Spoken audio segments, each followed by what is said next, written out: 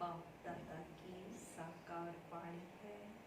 मुरली के सार में पापा ने कहा, मीठे बच्चे, बाप नॉलेजफुल है, उन्हें जानी जाननहार कहना यह उल्टी महिमा है। बाप आते ही हैं तुम्हें पतित से पावन बनाने। पापा ने कहा कि बाप नॉलेजफुल है, उन्हें जानी जाननहार कहना यह उल्टी महिमा है। परमात्मा को जानी जाननहार कहना ये महिमा तो जरूर है, लेकिन पापा ने कहा कि नॉलेजफुल का अर्थ ये नहीं। बाप आते ही हैं तुम्हें पतित से पावन बनाने। प्रश्न में पापा ने पूछा, बाप के साथ साथ सबसे अधिक महिमा और किसकी है और कैसे? उत्तर है, बाप के साथ भारत की महिमा भी बहुत है। भारत ही अविनाशी खंड है, भारत ही स्वर्ग बनता है। बाप ने भारतवासियों को ही धनवान, सुखी और पवित्र बनाया है। गीता की भी अपरम अपार महिमा है। सर्वशास्त्रमय शिरोमणि गीता है। तुम चैतन्य ज्ञान गंगाओं की भी बहुत महिमा है। तुम डायरेक्ट ज्ञान सागर से निकली हो। पापा ने पूछा, पापा की तो महिमा है ही ऊंचे ते ऊंचे भगवान की, लेकिन उनके साथ और अधिक महिमा किसकी है? भारत की भी महिमा काफी ऊंची है, तो सर्वशास्त्रमय शिरोमणि गीता की महिमा भी काफी ऊंची है। और पापा ने बताया कि तुम चैतन्य ज्ञान गंगाओं की भी बहुत महिमा है। ओम शांति। विस्तार से सुनेंगे। ओम शांति का अर्थ तो नए व पुराने बच्चों ने समझा है। तुम बच्चे जान गए हो, हम सब आत्माएं परमात्मा की संतान हैं। परमात्मा उच्च ते उच्च और बहुत प्यारे ते प्यारा सभी का माशूक है। बच्चों को ज्ञान और भक्ति का राज तो समझाया है। ज्ञान माना दिन, सतयुग त्रेता, भक्ति माना रात, द्वापर कलयुग। भारत की ही बात है, पहले पहले तुम भारतवासी आते हो। 84 का चक्र भी तुम भारतवासियों के लिए है। भारत ही अविनाशी खंड है। भारत खंड ही स्वर्ग बनता है और कोई खंड स्वर्ग नहीं बनता। बच्चों को समझाया गया है, नई दुनिया सतयुग में भारत ही होता है। भारत ही स्वर्ग कहलाता है। भारतवासी ही फिर 84 जन्म लेते हैं, नरकवासी बनते हैं, वही फिर स्वर्गवासी बनेंगे। पापा ने बताया, नई दुनिया सतयुग को भारत में ही स्वर्ग कहा जाता है और पुरानी दुनिया कलयुग को नर्क कहा जाता है। तो ये स्वर्ग और नर्क, इसका कॉन्सेप्ट भी भारत में ही है, क्योंकि भारत में ही 84 जन्म लेते हैं, वही फिर स्वर्गवासी बनेंगे। इस समय सभी नरकवासी हैं, फिर भी और सभी खंड विनाश हो, बाकी भारत रहेगा। भारत खंड की महिमा अपरम अपार है। भारत में ही बाप आकर तुमको राजयोग सिखलाते हैं। यह गीता का पुरुषोत्तम संगम युग है। भारत ही फिर पुरुषोत्तम बनने का है। अभी वह आदि सनातन देवी देवता धर्म भी नहीं है, राज्य भी नहीं है, तो वह युग भी नहीं है। काल के चक्र में अभी सतयुग का युग भी नहीं है, तो आदि सनातन देवी देवताओं की राजधानी राज्य भी नहीं है, और ना ही आदि सनातन देवी देवता धर्म है। तुम बच्चे जानते हो, वर्ल्ड ऑलमाइटी अथॉरिटी एक भगवान को ही कहा जाता है। भारतवासी यह बहुत भूल करते हैं, जो कहते हैं वह अंतर्यामी है, सभी के अंदर को वह जानते हैं। बाप कहते हैं मैं कोई के भी अंदर को नहीं जानता हूँ, मेरा तो काम ही है पतितों को पावन बनाना। बहुत कहते हैं शिव बाबा आप तो अंतर्यामी हो। बाबा कहते हैं मैं हूँ नहीं, मैं किसके भी दिल को नहीं जानता हूँ, मैं तो सिर्फ आकर पतितों को पावन बनाता हूँ। मुझे बुलाते ही पतित दुनिया में हैं, और मैं एक ही बार आता हूँ, जबकि पुरानी दुनिया को नया बनाना है।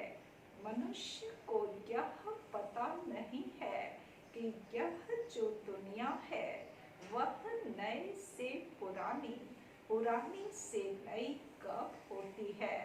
हर चीज नई से पुरानी सतो रजो तमो में जरूर आती है। मनुष्य भी ऐसे होते हैं।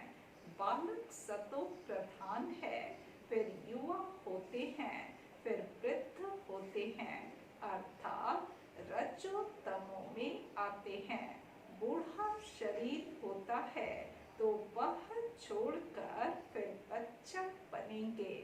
बच्चे जानते हैं नई दुनिया में भारत कितना उच्च था। भारत की महिमा अपरम अपार है, इतना सुखी, धनवान, पवित्र और कोई खंड है नहीं। फिर सतो प्रधान बनाने बाप आए हैं। सतो प्रधान दुनिया की स्थापना हो रही है।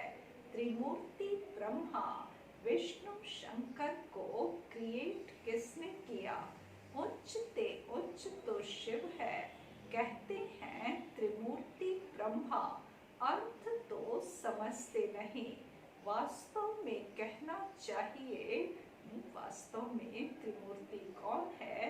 इन तीनों मूर्तियों अर्थात ब्रह्मा विष्णु शंकर का रचयिता त्रिमूर्ति शिव बाबा है, न कि ब्रह्मा।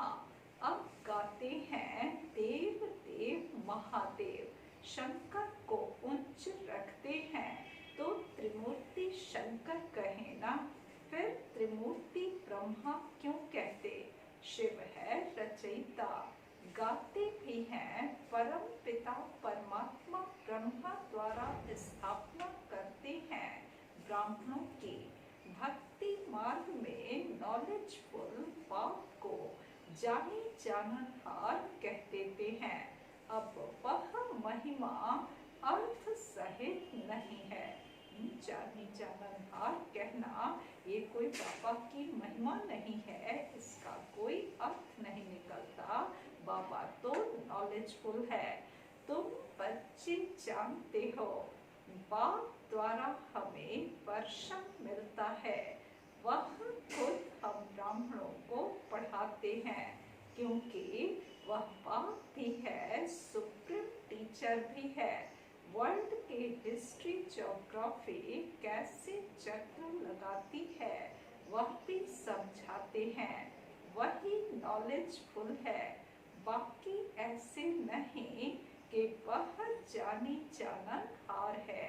यह भूल है। मैं तो सिर्फ आकर पत्तों को पावन बनाता हूँ। 21 जन्म के लिए राज्य भाग्य देता हूँ। भक्ति मार्ग में है अल्पकाल का सुख, जिसको सन्यासी हठ योगी जानते ही नहीं। ब्रह्म को याद करते हैं। अब ब्रह्म तो भगवान नहीं, भगवान तो एक निराकार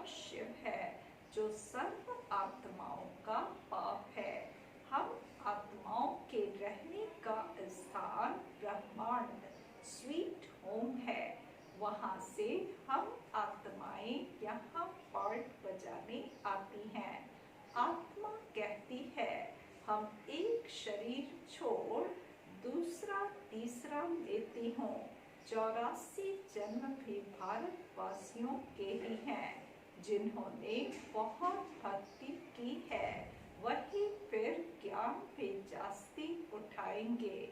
बाप कहते हैं गृहस्थ व्यवहार में फल रहो परंतु श्रीमत पर चलो। तुम सभी आत्माएं आशिक हो एक परमात्मा माशूक के। भक्ति मार्ग से लेकर तुम याद करते आए हो। आत्मा बाप को याद करती है। यह है ही दुख धाम। हम आत्माएं असुर शांति धाम की निवासी हैं। पीछे आए सुख धाम में फिर हमने 84 जन्म लिए। हम सो हम का अर्थ भी समझाया है। वह तो कहते थे आत्मा सो परमात्मा, परमात्मा सो आत्मा। लौकिक दुनिया में हम सो हम का अर्थ समझते हैं कि हम सो परमात्मा और परमात्मा सो आत्मा। अब बाप ने समझाया है हम सो देवता क्षत्रिय वैश्य सो शूद्र। अभी हम सो ब्राह्मण बने हैं सो देवता बनने के लिए। यह है यथार्थ अर्थ। वह है बिल्कुल रॉन्ग। सतयुग में एक देवी देवता धर्म अद्वैत धर्म था। पीछे और धर्म हुए हैं तो द्वैत हुआ ना। द्वापर से आसुरी रावण राज्य शुरू हो जाता है। सतयुग में रावण राज्य ही नहीं तो 5 विकार भी नहीं हो सकते। वह है ही संपूर्ण निर्विकारी। राम सीता को भी 14 कला संपूर्ण कहा जाता है। राम को बाण क्यों दिया है यह भी कोई मनुष्य नहीं जानते। हिंसा की तो बात नहीं है। तुम हो गॉडली स्टूडेंट तो यह फादर भी हुआ। स्टूडेंट हो तो टीचर भी हुआ। फिर तुम बच्चों को सद्गति दे स्वर्ग में ले जाते हैं तो बाप टीचर गुरु तीनों ही हो गया।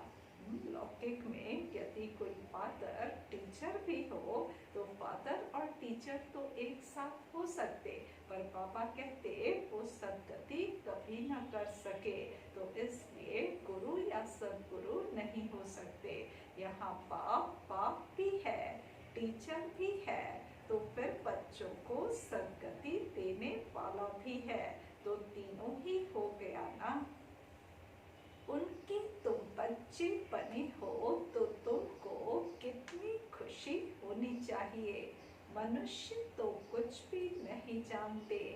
रावण राज्य है ना। हर वर्ष रावण को जलाते आते हैं परंतु रावण है कौन यह नहीं जानते। तुम बच्चे जानते हो यह रावण भारत का सबसे बड़ा दुश्मन है। यह नॉलेज तुम बच्चों को ही नॉलेजफुल बाप से मिलती है। वह बाप ही ज्ञान का सागर आनंद का सागर है। ज्ञान सागर से तुम बादल भरकर फिर जाए वर्षा बरसाते हो। ज्ञान गंगाएं तुम हो। तुम्हारी ही महिमा है। बाप कहते हैं मैं तुमको अभी पावन बनाने आया हूँ। यह एक जन्म पवित्र बनो। मुझे याद करो तो तुम तमो प्रधान से सतो प्रधान बन जाएंगे। मैं ही पतित पावन हूँ। जितना हो सके याद को बढ़ाओ। मुख से शिव बाबा कहना भी नहीं है। जैसे आशिक माशूक को याद करते हैं। एक बार देखा बस फिर बुद्धि में उनके ही याद रहेगी। भक्ति मार्ग में जो जिस देवता को याद करते, पूजा करते, उसका साक्षात्कार हो जाता है। वह है अल्प काल के लिए। भक्ति करते नीचे उतरते आए हैं, अब तो मौत सामने खड़ा है। हाय हाय के बाद फिर जय जयकार होनी है। भारत में ही रक्त की नदी बहनी है। सिविल वार के आसार भी दिखाई दे रहे हैं। तमो प्रधान बन गए हैं, अब तुम सतो प्रधान बन रहे हो। जो कल्प पहले देवता बने हैं, वही आकर पाप से वर्षा लेंगे। कम भक्ति की होगी तो ज्ञान थोड़ा उठाएंगे।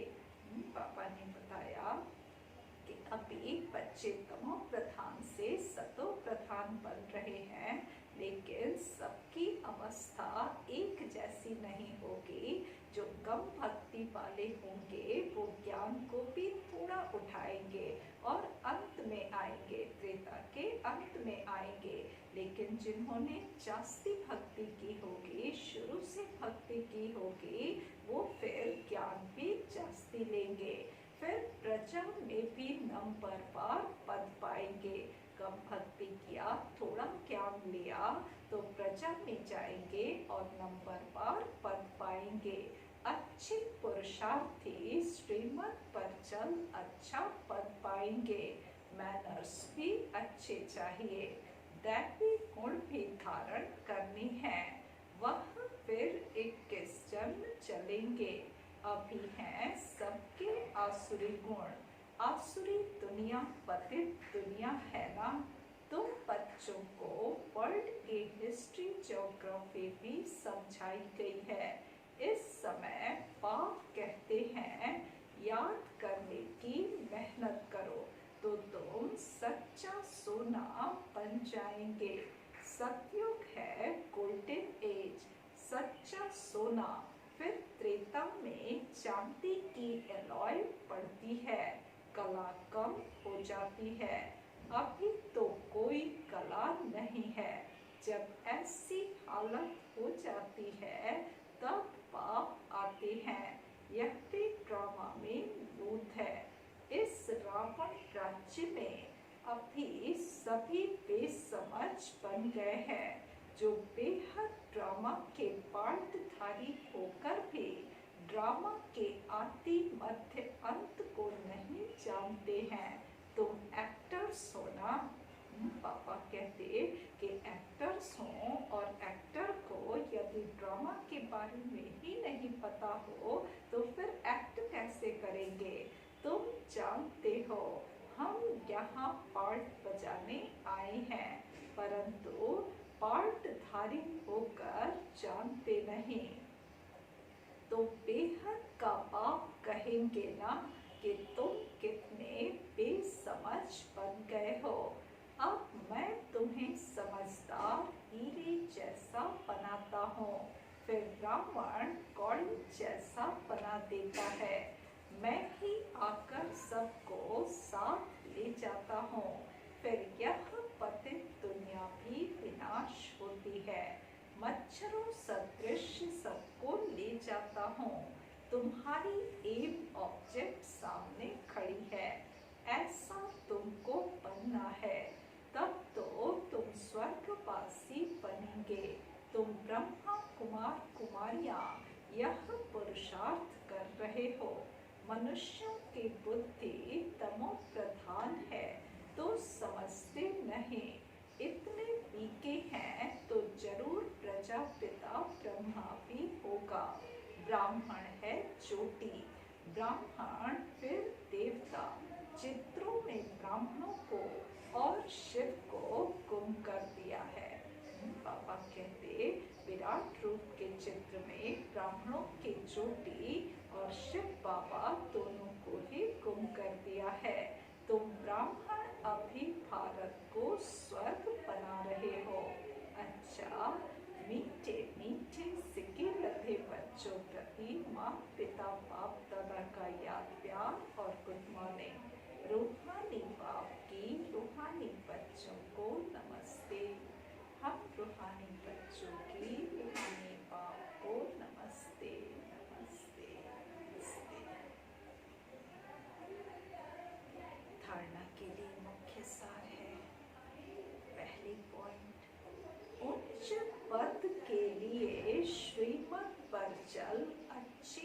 मैनर्स धारण करने हैं। उच्च पद पाने के लिए श्रीमत पर चल करके अच्छे मैनर्स धारण करने हैं। दूसरी पॉइंट है, सच्चा आशिक बन एक माशूक को ही याद करना है। जितना हो सके याद का अभ्यास बढ़ाते जाना है। सच्चा आशिक बन करके एक माशूक को ही याद करना है और जितना हो सके याद का अभ्यास बढ़ाते जाना है। वरदान दिया बाबा ने, स्थूल देश और शरीर की स्मृति से परे सूक्ष्म देश के वेशधारी भव। वरदान दिया बाबा ने कि स्थूल देश और शरीर की स्मृति से परे सूक्ष्म देश के वेशधारी भव। जैसे आजकल की दुनिया में जैसा कर्तव्य वैसा वेश धारण कर लेते हैं, ऐसे आप भी जिस समय जैसा कर्म करना चाहते हो वैसा वेश धारण कर लो। अभी अभी साकारी और अभी अभी आकारी ऐसे बहुरूपी बन जाओ तो सर्व स्वरूपों के सुखों का अनुभव कर सकेंगे। यह अपना ही स्वरूप है। दूसरे के वस्त्र फिट हो या न हो, लेकिन अपने वस्त्र सहज ही धारण कर सकते हो। इसलिए इस वरदान को प्रैक्टिकल अभ्यास में लाओ तो अव्यक्त मिलन के विचित्र अनुभव कर सकेंगे। पापा ने कहा कि जैसे लौकिक दुनिया में भी कोई जैसा कर्तव्य करता है वैसा ड्रेस पहन लेता है, इसी तरह से यदि साकार में कर्म करना हो कर्मेंद्रियों के द्वारा तो अभी अभी साकारी स्वरूप धारण करो, फिर अभी अभी आकारी सूक्ष्म वतन पासी बन जाओ और अभी अभी फिर निराकारी स्वरूप को धारण करो। इस तरह से बहुरूपी बन जाओ। बहुरूपी बनने से क्या होगा? सभी स्वरूपों के सुखों का अनुभव होगा। सबके अनुभव अलग अलग है, इसलिए अपना ये जो स्वरूप है इसको अलग अलग अनुभव करो। ये ड्रेस जो है बाबा ने कहा ये तुम्हारा ही है, दूसरे का वस्त्र नहीं है। आकारी, साकारी, निराकारी ये सब तुम्हारे स्वरूप हैं, तो अव्यक्त मिलन के विचित्र अनुभव कर सकेंगे इस अभ्यास को प्रैक्टिकल में लाने से। स्लोगन है आज का, सबका आदर करने वाले ही आदर्श बन सकते हैं। सम्मान दो तब सम्मान मिलेगा। रिस्पेक्ट जो है कमांड किया जाता है दूसरों को रिस्पेक्ट देने से। मातेश्वरी जी के महावाक्य हैं, मनुष्य आत्मा अपनी पूरी कमाई अनुसार भविष्य प्रारब्ध भोगता है। देखो, बहुत मनुष्य ऐसे समझते हैं हमारे पूर्व जन्मों की अच्छी कमाई से अभी यह ज्ञान प्राप्त हुआ है, परंतु ऐसी बात है ही नहीं। मम्मा ने बताया कि बहुत से लोग जब ये ज्ञान प्राप्त करते हैं तो समझते हैं कि पिछले जन्म में हमने अच्छा कमाई किया है, अच्छा कर्म किया है, इसलिए ये ज्ञान प्राप्त हुआ है। लेकिन ऐसी बात है नहीं। पूर्व जन्म का अच्छा फल है यह तो हम जानते हैं, लेकिन कल्प का चक्र फिरता रहता है, सत्व रजो तमो बदली होता रहता है, परंतु ड्रामा अनुसार पुरुषार्थ से प्रारब्ध बनने की मार्जिन रखी है। तब तो वहाँ सतयुग में कोई राजा रानी, कोई दासी, कोई प्रजा पद पाते हैं, तो यही पुरुषार्थ की सिद्धि है। वहाँ द्वैत ईर्ष्या होती नहीं, वहाँ प्रजा भी सुखी है, राजा रानी प्रजा की ऐसी संभाल करते हैं जैसे माँ बाप अपने बच्चों की संभाल करते हैं। वहाँ गरीब साहूकार सब संतुष्ट हैं। इस एक जन्म के पुरुषार्थ से 21 पीढ़ी के लिए सुख भोगेंगे। यह है अविनाशी कमाई। जो इस अविनाशी कमाई में अविनाशी ज्ञान से अविनाशी पद मिलता है। अभी हम सत्युगी दुनिया में जा रहे हैं। यह प्रैक्टिकल खेल चल रहा है। यहाँ कोई छू मंत्र की बात नहीं है। मम्मा ने ज्ञान को स्पष्ट किया कि मनुष्य समझते हैं कि पिछले जन्मों की कमाई से हमें ये ज्ञान मिला है, ये अच्छा जीवन मिला है, पर ऐसा नहीं है। हाँ, ये ज्ञान मिला, अब इस ज्ञान में जितनी कमाई करेंगे, क्योंकि ये अविनाशी ज्ञान है, तो इस अविनाशी ज्ञान के माध्यम से जितनी अविनाशी कमाई करेंगे उतना प्रारब्ध पुरुषार्थ के अनुसार से प्रारब्ध अगले भविष्य जन्मों में मिलेगा, जो कि 21 जन्म तक चलेगा। और 21 जन्म ही नहीं बल्कि पूरे 84 जन्मों की कमाई का अभी ये समय है। दूसरी पॉइंट है, गुरु मत शास्त्रों की मत कोई परमात्मा की मत नहीं है। परमात्मा कहते हैं बच्चे, यह गुरु मत शास्त्र मत कोई मेरी मत नहीं है। यह तो सिर्फ मेरे नाम की मत देते हैं, परंतु मेरी मत तो मैं जानता हूँ। मेरे मिलन का पता मैं आकर देता हूँ। उसके पहले मेरी एड्रेस कोई नहीं जानता। गीता में फल भगवानों वाचा है, परंतु गीता भी मनुष्यों ने बनाई है। भगवान तो स्वयं ज्ञान का सागर है। भगवान ने जो महावाक्य सुनाए हैं उनका यादगार फिर गीता बनी है। यह विद्वान पंडित आचार्य कहते हैं, परमात्मा ने संस्कृत में महावाक्य उच्चारण किए, उसे सीखने बगैर परमात्मा मिल नहीं सकेगा। यह तो और ही उल्टा कर्म कांड में फंसाते हैं।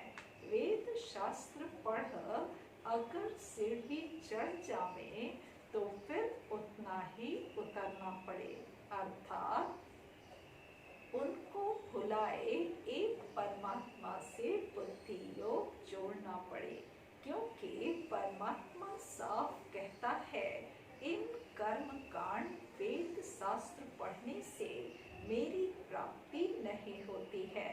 देखो ध्रुव, प्रहलाद, मीरा ने क्या शास्त्र पढ़ा, यहाँ तो पढ़ा हुआ भी सब भूलना पड़ता है। जैसे अर्जुन ने पढ़ा था तो उनको भी भूलना पड़ा। भगवान के साफ महावाक्य हैं, श्वासों श्वास मुझे याद करो। इसमें कुछ भी करने की जरूरत नहीं है। जब तक यह ज्ञान नहीं है तो भक्ति मार्ग चलता है, परंतु ज्ञान का दीपक जग जाता है तो कर्म कांड छूट जाते हैं, क्योंकि कर्म कांड करते करते अगर शरीर छूट जाए तो फायदा क्या मिला, प्रारब्ध तो बनी नहीं।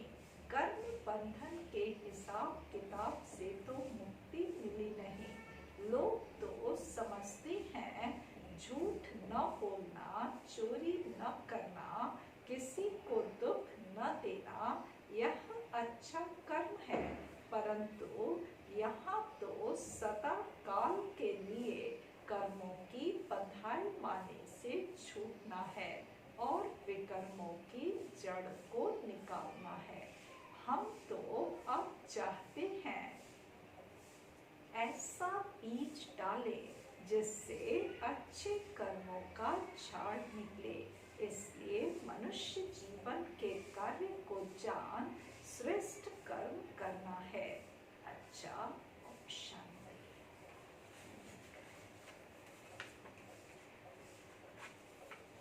पढ़ने के सार में था, मीठे बच्चे नॉलेजफुल है, उन्हें जाने जाननहार कहना यह उल्टी महिमा है।